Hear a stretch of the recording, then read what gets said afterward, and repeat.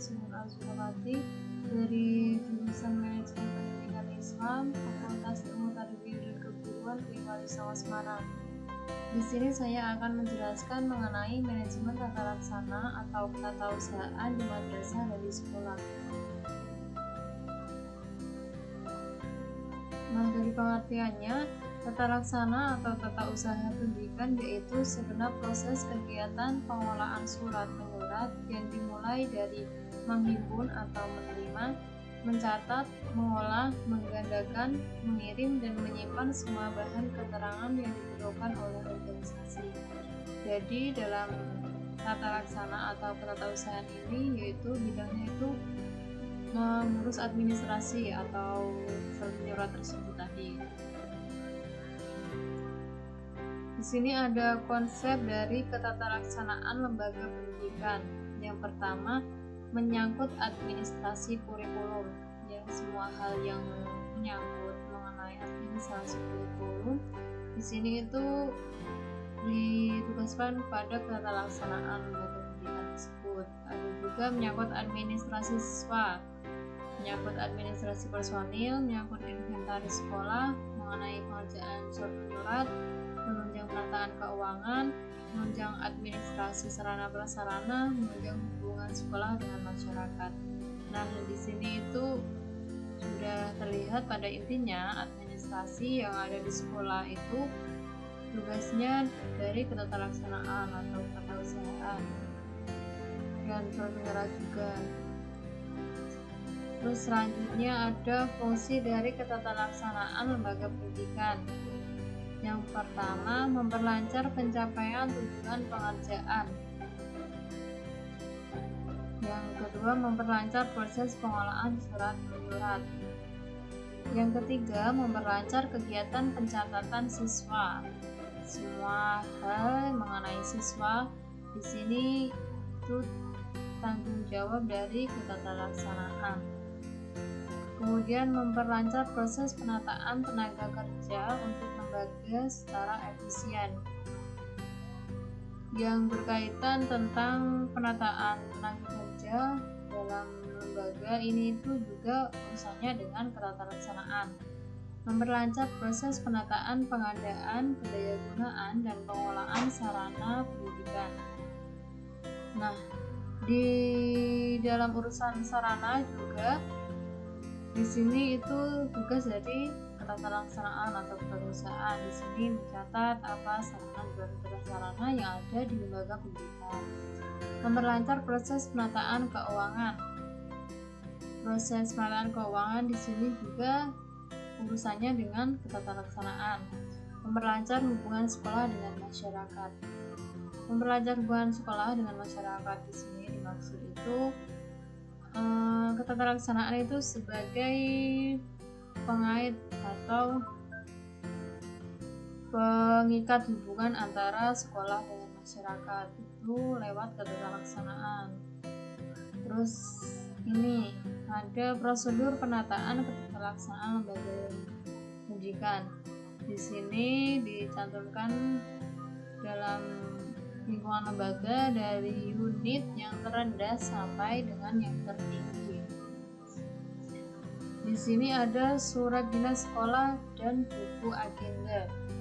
Semua surat menyurat yang dilakukan dalam rangka kepentingan kehidupan dan realisasi program sekolah disebut surat dinas.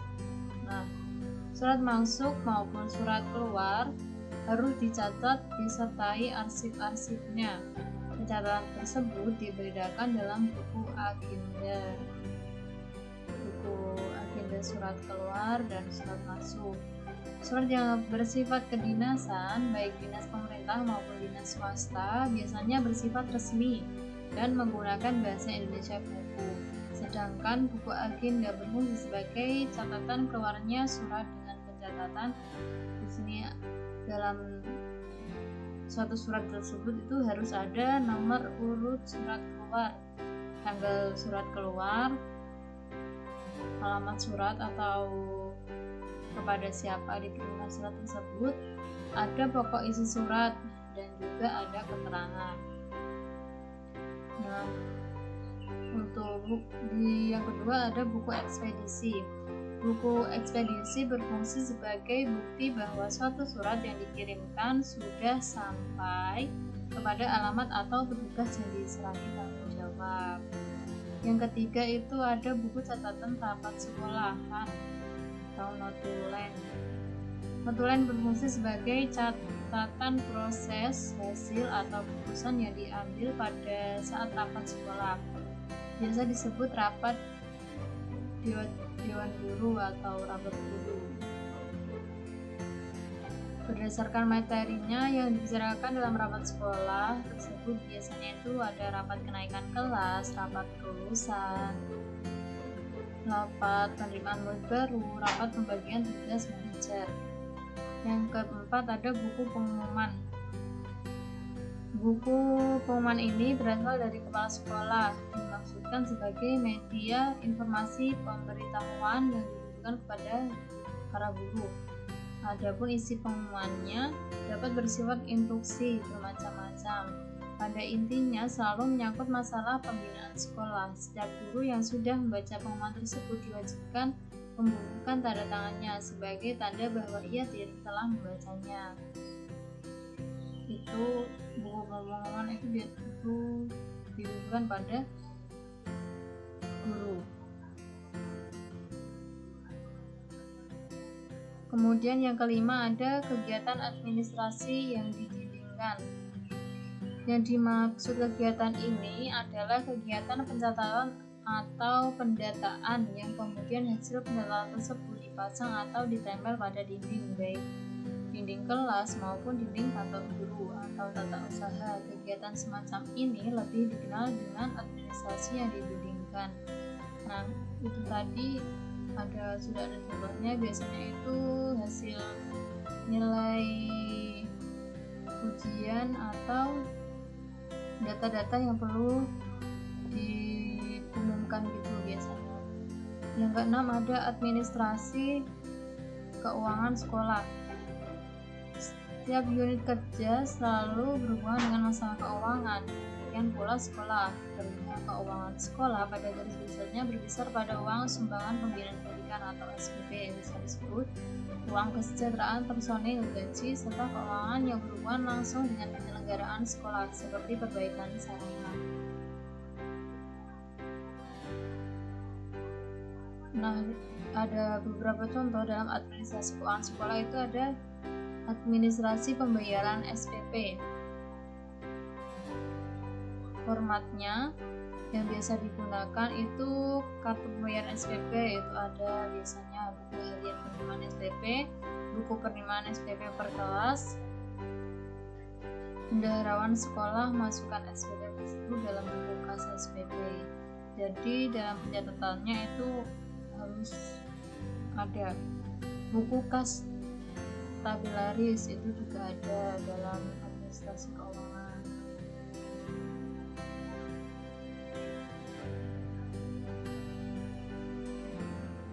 Nah, itu tadi. Nah, dari administrasi keuangan ini juga ada jenisnya. Administrasi keuangan berasal dari pemerintah, itu juga ada administrasi keuangan yang berasal dari BP3 dan lain-lain. Itu fungsinya biasanya itu untuk mencatat pembayaran gaji guru atau staf, pegawai, belanja barang, itu harus ada catatannya.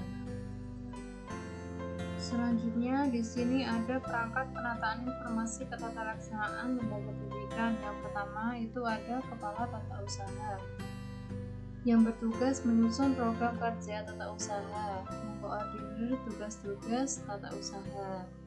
Yang kedua ada tata usaha bagian kepegawaian, bertugas menyusun data dan laporan kepegawaian dan membantu proses tentang penetapan angka kredit. Yang ketiga, bagian inventaris barang atau logistik, bertugas melaksanakan penerimaan dan penyimpanan serta menginventarisasikan barang-barang dari sekolah. Yang keempat, bagian keuangan, bertugas mengurus dan menangani gaji guru dan karyawan dan membantu menerima tugas pembayaran lainnya. Yang kelima, bagian kesesuaian, bertugas mengurus presensi siswa dan jurnal kelas dan menangani pengarsipan dokumen siswa. Yang berkaitan dengan siswa itu adalah tugas bagian dari kesiswaan.